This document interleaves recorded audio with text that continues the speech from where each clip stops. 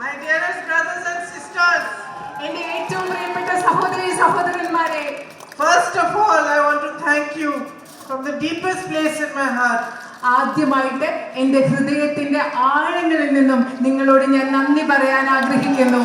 For your love, for your support, and for making me your member of parliament today. നിങ്ങളുടെ സ്നേഹത്തിന്, നിങ്ങളുടെ പിന്തുണയ്ക്ക്, അതുപോലെ തന്നെ നിങ്ങളുടെ ജനപ്രതിനിധിയായി എന്നെ തെരഞ്ഞെടുത്തതിന് ഞാൻ നിങ്ങളോട് നന്ദി പറയുന്നു. Welcome to all my colleagues from the UDF who are standing here, all of whom who worked very hard for this election, and many of the UDF workers who are amongst you, to whom I owe this victory. ഇന്ന് ഈ വേദിയിൽ നിൽക്കുന്ന ഈ തെരഞ്ഞെടുപ്പിൽ എനിക്ക് വേണ്ടി കഠിന പ്രയത്നം ചെയ്ത ഐക്യജനാധിപത്യ മുന്നണിയുടെ എല്ലാ സഹപ്രവർത്തകരെയും, അതുപോലെ തന്നെ ഇന്ന് ഈ ജനക്കൂട്ടത്തിൽ ഇവിടെ എത്തിച്ചേർന്നിട്ടുള്ള ഐക്യജനാധിപത്യ മുന്നണിയുടെ പ്രവർത്തകരെയും നിങ്ങൾക്കാണ് എന്റെ ഈ വിജയം സമർപ്പിക്കുന്നത്. നിങ്ങൾക്ക് എല്ലാവർക്കും ഞാൻ നന്ദി പറയുന്നു. Because for many years, for 35 years, I managed elections for my mother and brother. I understand the kind of hard work that goes into elections and campaigning on the ground. കാരണം കഴിഞ്ഞ 35 വർഷങ്ങൾക്കായി എന്റെ അമ്മയ്ക്കും സഹോദരനും വേണ്ടിയുള്ള ഇലക്ഷൻ പ്രചരണത്തിന്റെ ചുമതല എനിക്കായിരുന്നു. അതുകൊണ്ട് എത്രമാത്രം ബുദ്ധിമുട്ടാണ് താഴെത്തട്ടിൽ ഇലക്ഷൻ പ്രവർത്തനം നടത്തുക എന്നത് എനിക്ക് കൃത്യമായിട്ട് അറിയാം. So I know very well that such big margins are not possible unless there is very hard work by each and every worker on the ground, and I thank you all for that. എനിക്കറിയാം ഇത്രയും വലിയ ഭൂരിപക്ഷം കിട്ടുക എന്നത് താഴെത്തട്ടിലുള്ള നിങ്ങളുടെ ഓരോരുത്തരുടെയും കഠിനാധ്വാനമില്ലാതെ സാധ്യമല്ല എന്ന് എനിക്കറിയാം. അതുകൊണ്ട് നിങ്ങൾക്ക് ഓരോരുത്തരോടും അതിനുവേണ്ടി ഞാൻ നന്ദി പറയുകയാണ്. And of course they are never possible unless the people want to vote for you, unless they want to give you your love and their love and affection. And that's why, more importantly, more than anything else, I want you to know that each one of you who waited for me, each one of you who met me during the campaign, everyone who stood outside their houses on streets like this, came, gave me your love, your affection, holding a flower, a hug, a kiss. I want each one of you to know that you are my responsibility, that I take your love with complete seriousness, and it is my duty to fight for you, to give you a better future in the next 5 years and ahead. അത് മാത്രമല്ല, നിങ്ങൾ മനസ്സിലാക്കണം, ഇത്രയും വലിയൊരു ഭൂരിപക്ഷം എന്ന് പറയുന്നത് ജനങ്ങളുടെ സ്നേഹം ഇഷ്ടവും ഇല്ലാതെ സാധ്യമാവുകയില്ല. ജനങ്ങൾ വന്ന് നിങ്ങൾക്ക് വോട്ട് ചെയ്തില്ലെങ്കിൽ അത് സാധ്യമാവുകയില്ല. അതുകൊണ്ട് കഴിഞ്ഞ പ്രചരണ സമയത്ത് മുഴുവൻ എനിക്ക് വേണ്ടി വഴിയരികിൽ കാത്തുനിന്ന, എന്നെ വീട്ടിലേക്ക് കൂട്ടിക്കൊണ്ടുപോയ, എനിക്ക് പൂക്കൾ നൽകിയ, എനിക്ക് ഉമ്മകൾ നൽകിയ, എന്നെ കെട്ടിപ്പിടിച്ച നിങ്ങളോട് എല്ലാവരോടും ഞാൻ നന്ദി പറയുന്നു. ഞാൻ നിങ്ങളോട് ഒരു കാര്യങ്ങൾ കൂടി പറയാൻ ആഗ്രഹിക്കുന്നു. നിങ്ങളുടെ സ്നേഹത്തെ പൂർണ്ണ ഗൗരവത്തോടുകൂടി, ഉത്തരവാദിത്വത്തോടുകൂടി ഞാൻ ഏറ്റെടുക്കും. അടുത്ത 5 വർഷങ്ങൾ നിങ്ങളുടെ ആവശ്യങ്ങൾക്ക് വേണ്ടി പ്രവർത്തിക്കുക എന്നത് എന്റെ ഏറ്റവും വലിയ ഉത്തരവാദിത്വമായി ഞാൻ കണക്കാക്കുന്നു. During the campaign, I met many of you. I met farmers, owners of small shops, businesses, teachers. I met sisters in churches.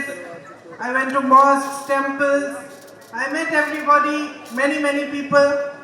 And from you, I was able to gauge and understand the issues that you face in your everyday life. പ്രചരണ സമയത്ത് നിങ്ങൾ ഒരുപാട് പേരെ ഞാൻ കണ്ടുപിടിച്ച കർഷകരെ കണ്ടു, ആദിവാസി സമൂഹത്തിൽപ്പെട്ടവരെ കണ്ടു, ടീച്ചേഴ്സിനെ കണ്ടു, അധ്യാപകരെ കണ്ടു, അതുപോലെ സിസ്റ്റേഴ്സിനെ കണ്ടു. അതുപോലെ ഞാൻ ക്ഷേത്രങ്ങളും പള്ളികളും മോസ്കുകളുടെ ഒക്കെ ഭാഗമായി സന്ദർശനം നടത്തി.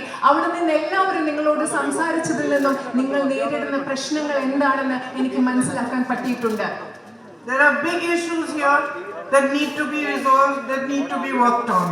I met some people from tribal communities who told me about the difficulties they have, especially for health services, educational services. ഇവിടെ വലിയ പ്രശ്നങ്ങളുണ്ട്, പരിഹരിക്കപ്പെടേണ്ടതായ വലിയ പ്രശ്നങ്ങളുണ്ട്. അതുപോലെ തന്നെ ആദിവാസി സമൂഹത്തിൽ നിന്ന് ബന്ധപ്പെട്ട ചിലരെ ഞാൻ കണ്ടു. അവർക്ക് വിദ്യാഭ്യാസവും ആരോഗ്യവുമായും ബന്ധപ്പെട്ട പ്രശ്നങ്ങൾ പരിഹരിക്കേണ്ടതുണ്ട്. Farmers who are suffering due to the policies of the government, not getting the right prices for their crops, and also the man-animal conflict due to which their crops are endangered and very often disturbed and eaten or destroyed by animals. ഇവിടെ കഷ്ടപ്പെടുന്ന കർഷകരുണ്ട്, കാരണം അവർക്ക് കൃത്യമായ വില ലഭിക്കുന്നില്ല. ഗവൺമെന്റിന്റെ നയങ്ങൾ മൂലം അവർ ബുദ്ധിമുട്ടുന്നു. അതുപോലെ തന്നെ മനുഷ്യ വന്യജീവി സംഘർഷം മൂലം അവരുടെ വിളകൾ നശിക്കുന്നു. ഇതൊക്കെ എനിക്ക് മനസ്സിലാക്കാൻ പറ്റിയിട്ടുണ്ട്. I met homestay owners who have built beautiful homestays but also especially after the landslide, when people across India saw the devastation and became afraid to come here thinking that this is an area where there are landslides. So there is a lot of work that we need to do, even just to show that the landslide was in a small area and the rest of this beautiful constituency of Wayanad is beautiful and still welcomes tourists, and there is no such danger over here. അതുപോലെ തന്നെ ഞാൻ home stay ഉടമസ്ഥരെ കണ്ടു. അവർ പറയുന്നത് ഇവിടെ മണ്ണിടിച്ചിൽ നടന്ന ശേഷം, ആ ദുരന്തം നടന്ന ശേഷം ഇവിടേക്ക് ആളുകൾ വരാൻ ബുദ്ധിമുട്ടാണെന്ന്. കാരണം അവർ പേടിച്ചു. ഈ ലോകം, ഇന്ത്യ മുഴുവനുള്ള ആളുകളോട് നമുക്ക് പറഞ്ഞ് മനസ്സിലാക്കി കൊടുക്കണം, വയനാട്ടിൽ ഒരു ദുരന്തം ഉണ്ടായത്, ഒരു വലിയ നാശം വിതച്ചത് ഒരു ചെറിയ ഭൂപ്രദേശത്ത് മാത്രമാണ്. ബാക്കി പ്രദേശങ്ങളിൽ ഒരു പ്രശ്നമില്ല. വയനാട് പാർലമെന്റ് മണ്ഡലം എന്ന് പറയുന്ന ഈ മനോഹരമായ പ്രദേശത്തെ കൂടുതൽ ആളുകൾ വരണം, ഇവിടെ സുരക്ഷിതമാണെന്ന് നമുക്ക് എല്ലാവർക്കും പറഞ്ഞു കൊടുക്കണം.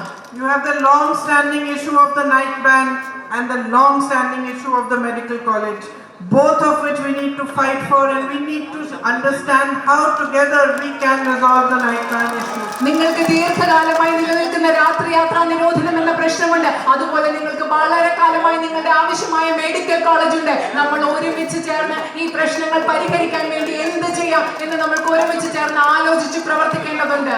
Whatever progress was made in the medical college also, because of the pressure Rahul ji put on the government, we need to put more pressure and advance the work even faster.